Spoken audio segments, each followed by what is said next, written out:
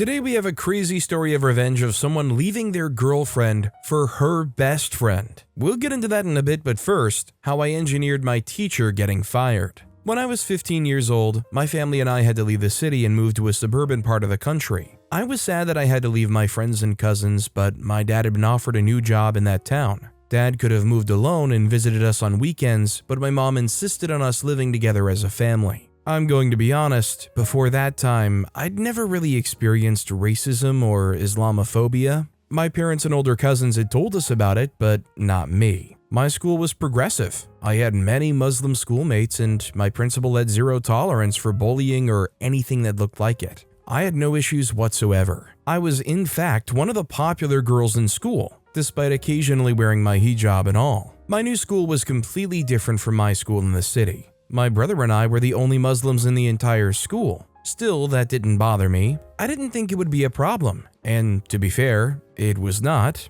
at least not at first. My principal was warm and welcoming, and she encouraged my brother and me to come to her with whatever concerns we had. The school was beautiful, with great architectural designs, bigger lockers, and beautiful students and teachers. Everyone wore smiles and looked like they were having fun. The morning welcome address by the principal was hilarious and warm. She was stern yet friendly, and it looked like the kids liked and respected her. The students also looked well behaved. They asked questions respectfully and behaved in an orderly manner. I was certain that I'd love it there, and even told my brother that until I met my homeroom teacher, who also happened to be my English teacher. When I first got in, there were other students in the class, but she wasn't present. So I said hi to someone and sat next to her. Just as I was sitting, the teacher came in. A very small woman who I later found out is just as small in mind. She shot me a nasty look and asked if she could help me. I told her I was in her class, and that was the beginning of my woes. At my former school, English was my favorite subject. My teachers always wanted me to read out my essays and read other texts to the class. That changed when I got to my new school. At first, my teacher didn't really do or say anything to me, and that was the problem. As my homeroom teacher, she ought to have addressed me in some way, introduced me to the rest of the class, or welcomed me personally. She did nothing of the sort. She just addressed me with the rest of the class. She didn't pay any extra attention to me as a new member of her class, so at first, she basically ignored me. Usually I would have stood in one of the class meetings to address the class or just shove myself in her face, but my mom had warned me to behave. I also couldn't afford to get myself a bad reputation in a school where my brother and I were the only Muslim families. I discussed how she continued to ignore me with my family, and my mom insisted that I ignore her too. Unless I had to speak to her about something, I was to ignore her. My brother and dad, on the other hand, wanted me to confront her. My brother was lucky anyway because his homeroom teacher was very nice to him and even told him that her sister was married to a Muslim man. He thought that was a weird thing to say, and I told him that I'd prefer that to a teacher who just treated me like I didn't exist. I became friends with a girl in my class, and one day, I told her about what our teacher had been doing. She admitted that she noticed but didn't want to bring it up. She also mentioned that the rest of the class noticed too. Imagine how shocked I was when the next day, my friend told the class she had an announcement just as we were about to start English class. She then formally welcomed me to the class, told everyone my name, and they chorused a welcome. I guess that embarrassed my teacher because it just showed that everyone had seen what she was doing. She asked me to wait after English class and asked if I was settling in well. Before I could even respond, she said she didn't formally introduce me to the class because she wasn't sure what level of English I spoke and didn't want to embarrass me. She then said that she also didn't want to frighten the other students. I asked why they would be frightened, and she shrugged and said my presence might confuse them. I said to her, "I think you're the one that's confused by my presence. I've been doing quite all right with the other students since I came." She stared at me, said nothing, and then pretended to be busy on her computer, so I just walked away. That was the first crappy day I had in my new school. I didn't want to talk to my mom about it because she might blame me for talking back at my teacher. My parents had very strong traditional values, and they pretty much believed that children should not talk back to adults. My dad also would have been very mad and showed up at school the next day. I also didn't want anyone to be threatened by a Muslim man coming to yell in school, so I decided to let it go. My teacher, on the other hand, had other plans. She went from being passive-aggressive to being outrightly aggressive. She began to make jokes about me in class. She would randomly say things that would embarrass me, but she would mask it as a joke and have the entire class laughing at me. I had never dealt with mean girls, but when I eventually dealt with a mean girl, she was my teacher. I just knew that my teacher was one of those popular girls in school who were mean and vile to people they didn't like. One afternoon, one of the girls in my class, who was quite obviously one of the teacher's favorites, had her phone seized in class because it rang. My friend and I later confessed to each other that we were surprised that she didn't just look the other way and the ringing was loud. After the class, she wanted to give the phone back to her, but it was gone. The teacher had left it on her desk, but someone took it and nobody knew who. She was mad and her favorite student had begun to cry about losing her phone, so she got even madder. She had us stand in a single line and made us show her our bags, and the boys had to empty their pockets. When she got to me, she asked me to take out my hijab. She was already mad. I didn't want to make her angrier, but I also didn't want to remove my hijab.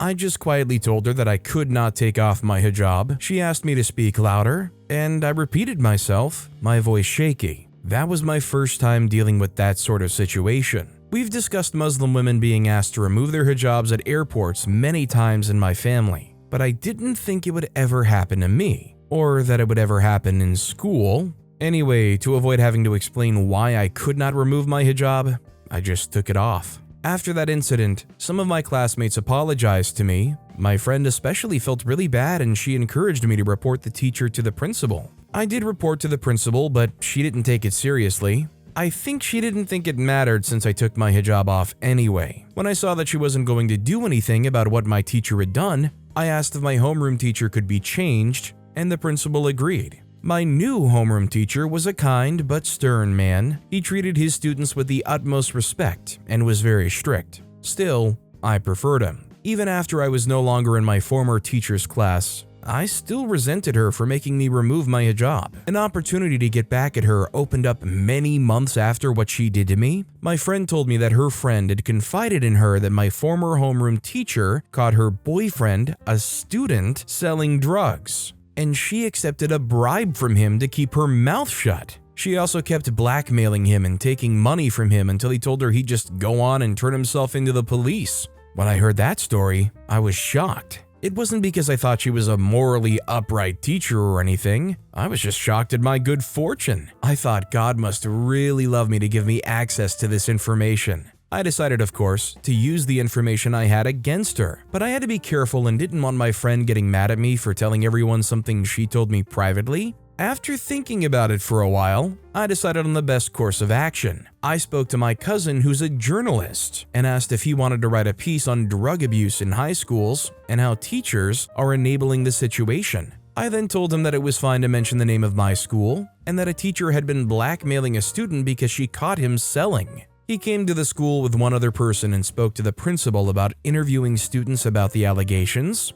Naturally, the principal refused, but he told her he was going to publish the article anyway. My cousin was still working on the article when a member of the school board heard about the investigation that my cousin and his magazine were making. They were worried that it would give the school bad press, so they immediately ordered the principal to investigate which teacher had done that. They wanted to let the public know when word got out that they'd stayed on top of it and had contained the issue. The school's investigation began, and they started talking to students, asking questions, and talking to students who were likely involved. I wasn't questioned at all. I mean, nobody thought I was involved or anything, but my friend was, but she lied and said she didn't know anything. The friend whose boyfriend was blackmailed was questioned too. The whole school knew that her boyfriend had issues with the police over drug sales in the past, so the police suspected that it was her boyfriend. Unfortunately, she didn't tell the principal and her team who it was either, and she denied that the student was her boyfriend.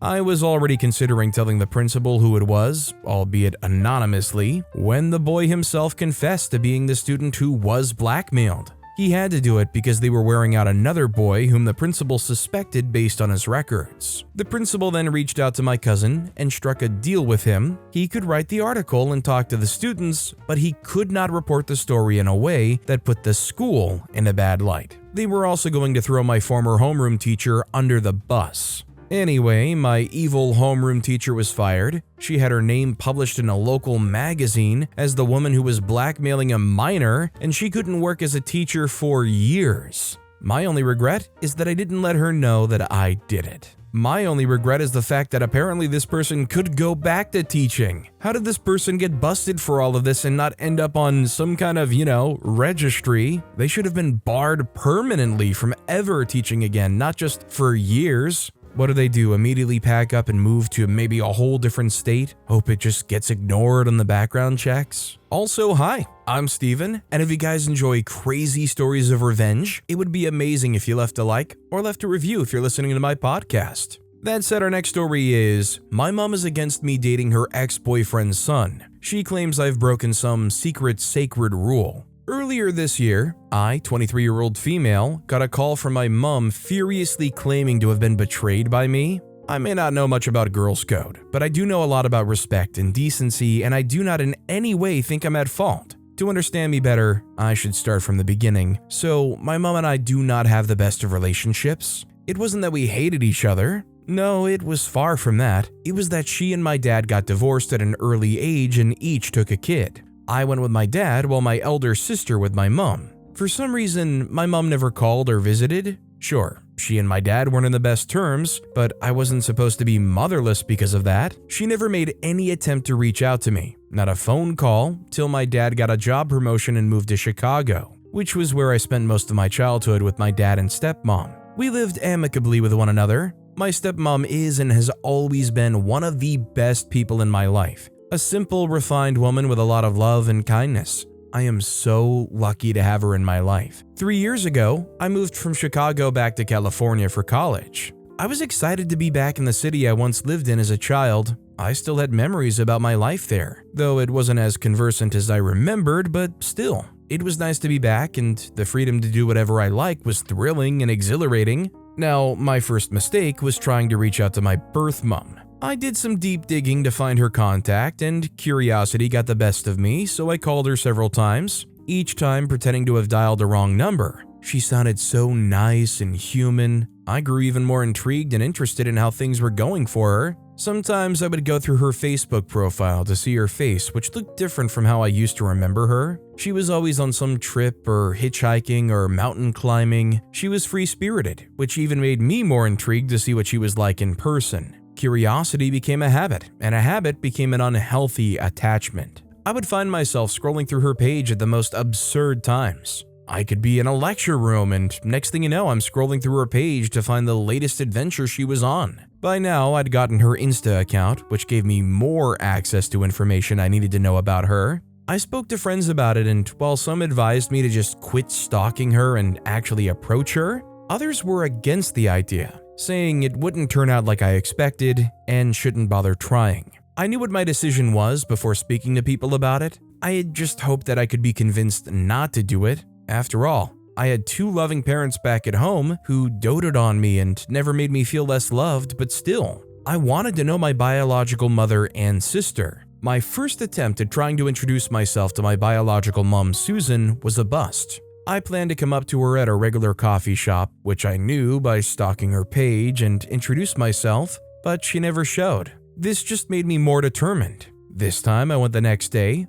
only to be met with the same fate as the day before. I decided I'd had enough and took a bold step of turning up at her house. It was an apartment upstate on the 3rd floor, so that was easier. I imagined a lot of scenarios while trying to summon the courage to go up to the elevator, but not once did it occur to me that my mom would recognize me as soon as she saw me in the lobby. She looked so shocked yet sad that for some moment, I forgot about all my anger and resentment towards her and just hugged her. Now, my mom and I got to talking in her apartment. I decided I was going to be cool about the whole leaving me when I was young thing, so I never brought it up, which now that I think about it, was a dumb move. I should have said how I felt, but I didn't. I was more concerned about my biological mom seeing me as a daughter she wanted and less concerned about my feelings. We talked about college, high school, my elder sister who actually got married the year before and was expecting her first kid, and so many other topics that we somehow managed to make plans to meet up the next day.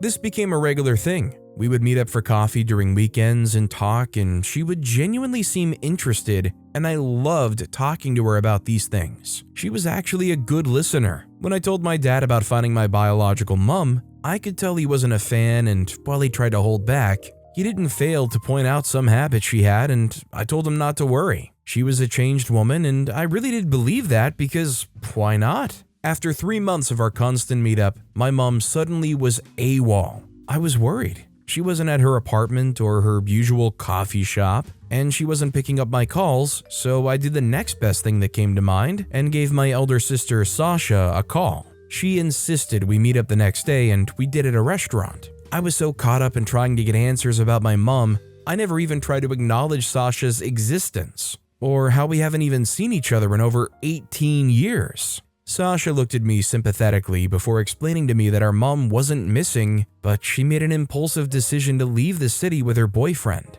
And this was a regular character of hers. She just leaves without saying goodbye and comes back when she feels like it. Sasha was kind enough to offer me a piece of advice, asking me not to form any deep attachment towards Susan, as it wasn't going to end well. I tried to remain composed while fighting the urge to laugh at the irony of her words. I formed an attachment way before we met by scrolling through her page. So yeah, it was basically too late for that. I felt abandoned once again. Despite having my parents back in Chicago, I felt sad. I could not call my dad to confirm that he was right, so I hid away my feelings and got so depressed, it began to affect my grades and academic performance in general. I knew I needed to step up when I saw the massive fall in my CGPA. I decided it was time to get over it and work towards getting myself back together, which was how I got introduced to Richard. Richard was well known by lecturers and colleagues as the brainiac of our department, and while that was a good thing, he always had this sense of pride that I couldn't deal with, so when I was left with no choice but to work with him,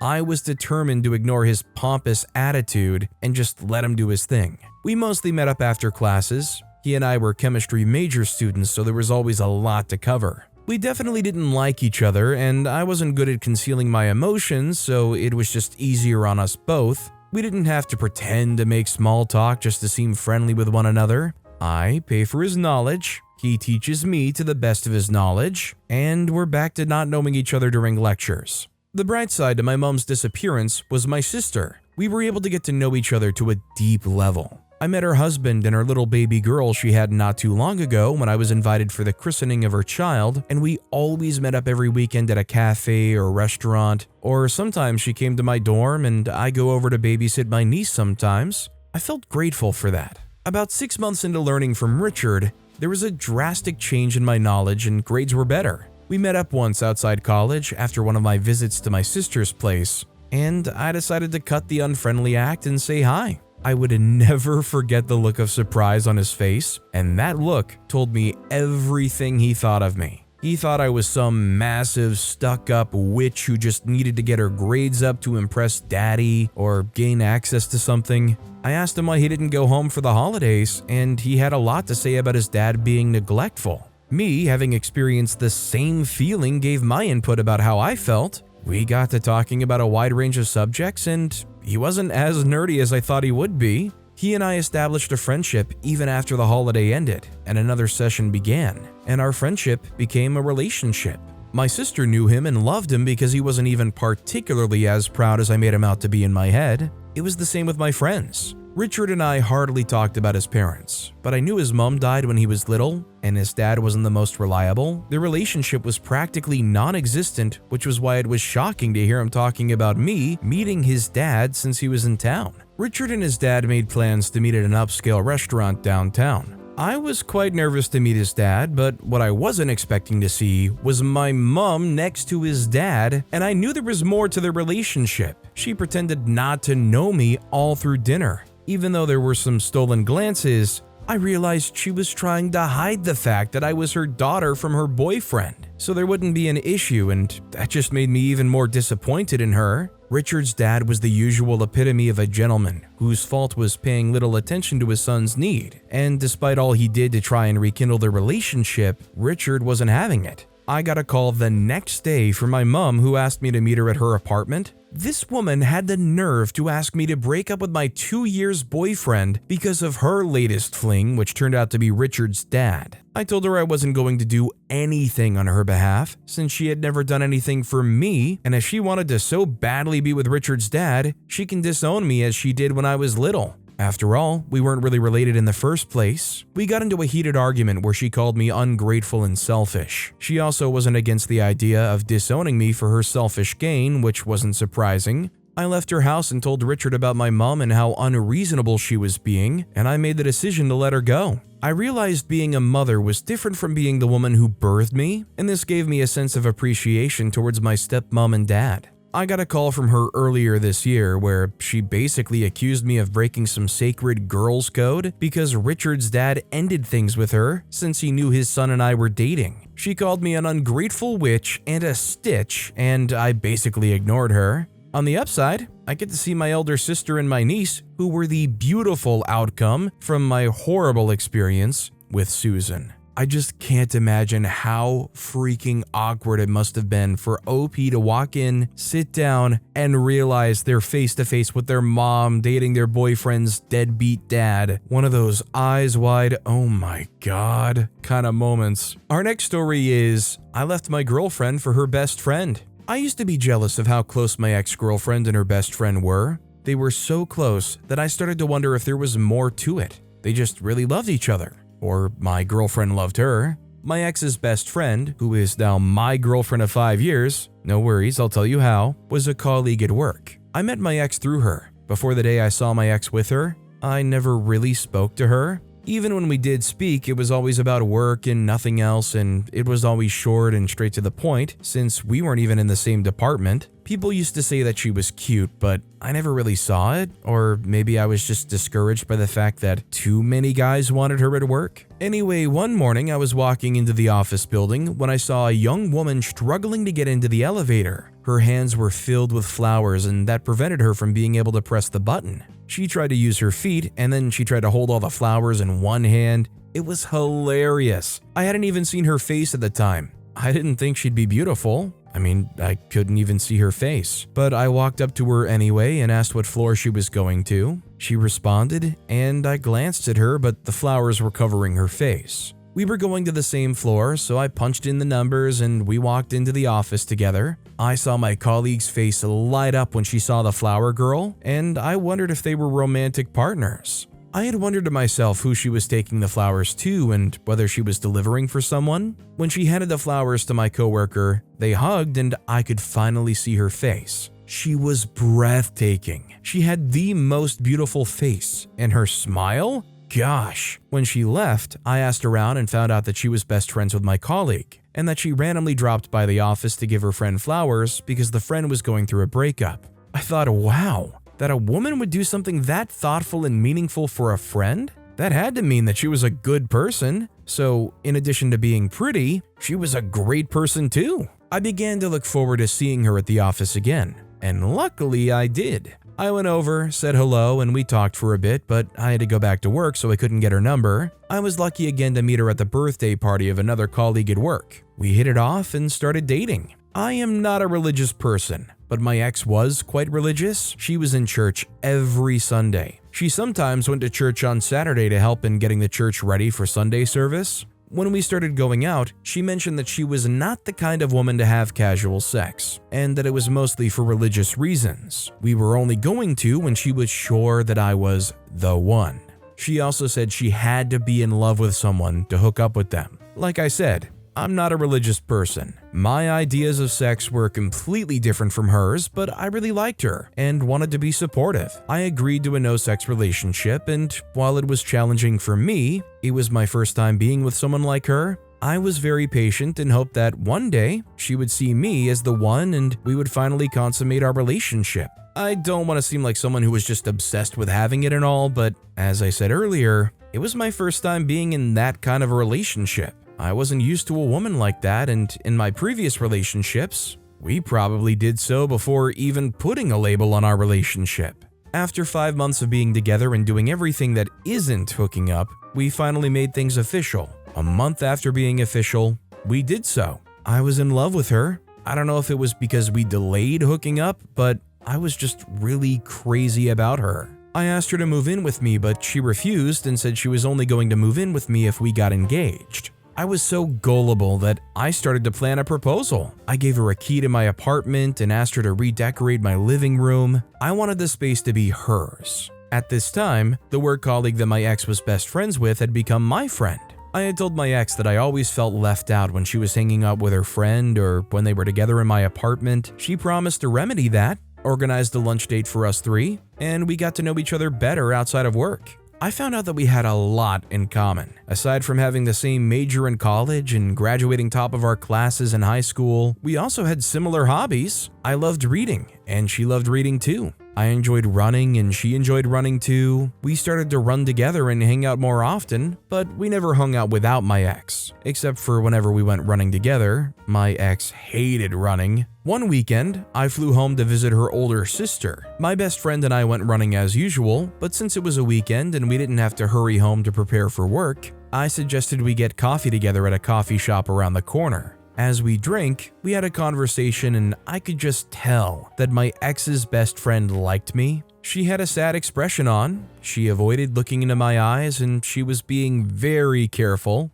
That day as I walked back home, I decided that our running together just had to stop.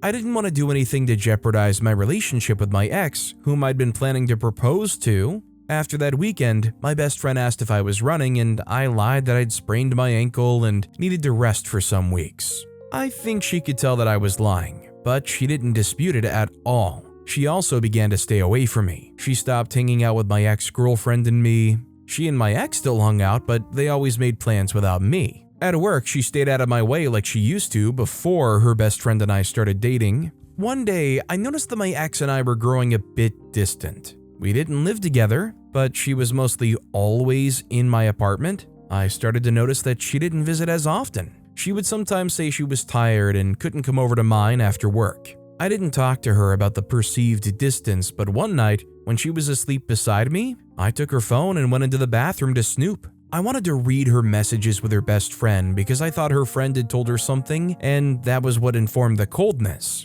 When I went through her texts with her best friend, I was met with one of the most shocking revelations I have met in my entire life. My girlfriend was cheating, and she wasn't cheating with just anyone. She was cheating on me with a married man, a much older man she met before we even knew each other. Her best friend was worried that I'd found out, so she begged her to tell me the truth and make it easy. She also argued that if I found out later, it would affect our work and professional relationship. My ex promised to tell me and thanked her. You know what's really hilarious? It's the fact that while my ex was pretending to be celibate and making me wait, she was hooking up regularly with this middle-aged man. She pretended to be a Christian prude, but all along, she had a sugar daddy. I felt very stupid. I'd been manipulated and she was close to succeeding because I was going to propose to her. Also, I found out that while she'd indeed gone to see her sister in the state her sister lives in, she and her sugar daddy had checked into a hotel together. Her sister found out that she was having an affair with a married man, got mad, and threatened to cut her off if she didn't end it. She then reached out to my ex's best friend to talk to her. In the chat, the best friend kept asking when she was going to officially break up with her sugar daddy, but she was indecisive. I also read her best friend gave her an ultimatum to end the relationship. She threatened to tell me if she didn't end it in a month. My ex promised to end it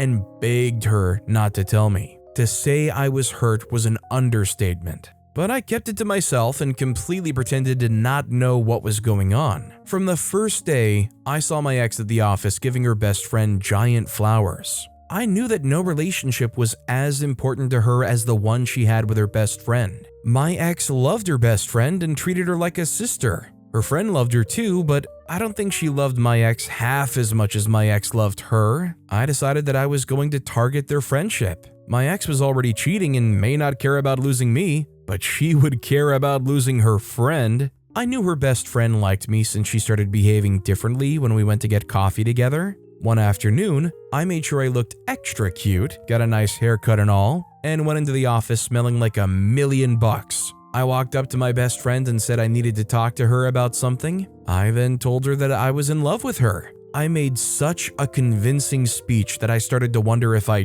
genuinely was in love with her. I then mentioned stuff I'd read about in her chats with my ex, stuff about her ex-boyfriend and all that. I knew she was a very private person and didn't appreciate her friend discussing her with me, so I knew that would upset her at first. She admitted to liking me too, but said she didn't want to hurt her friend.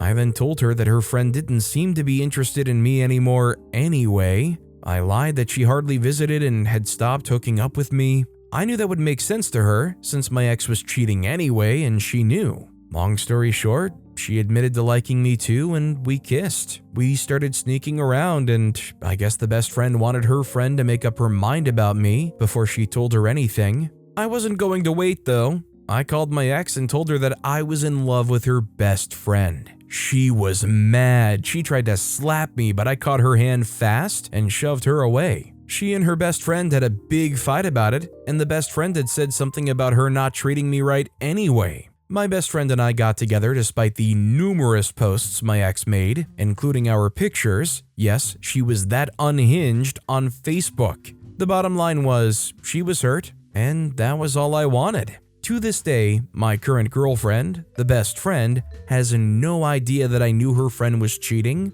She never told me either. I just feel like the story kind of reeks of like overall emotional immaturity from multiple people here, even like especially deficiencies in communication. I mean, the fact that the story ends on like a semi-high note of we've been together for 5 years and then clarifies she never even fessed up about all the stuff that she knew about the ex. Like OP still kind of just like turning a blind eye to the fact that they never even disclosed that stuff. But with that being said, that's all the time we have for today. Now, if you want to hear another crazy revenge story, check out that video on the left. Or if you missed my latest video, check out that video on the right. That said, I'll see you all next time with some more stories.